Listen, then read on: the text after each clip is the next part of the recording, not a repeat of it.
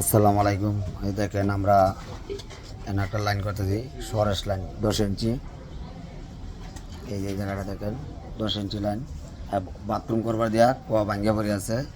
এখন আমরা এই যে দেখেন আমার এক মিস্ত্রি বেন্টিস করা যে পাও ভাঙ্গিয়েছে দেখছেন।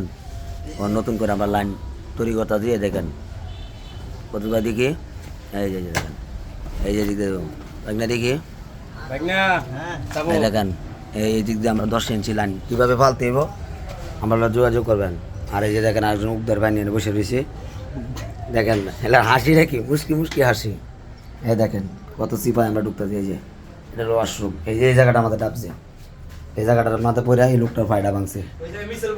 হ্যাঁ, সবাই আমার জন্য দোয়া করবেন, ইনশাল্লাহ ভাবটা দেবো তাড়াতাড়ি ভালো হয়ে যায়। আর সবাই ভিডিওটা লাইক শেয়ার করে দেন, দ্রুত মানুষের পৌঁছায় দেন। তারপরে দেখেন এই বাড়ির চিহ্নটা দেখেন, এই যে বাড়িটা, এই যে দেখেন,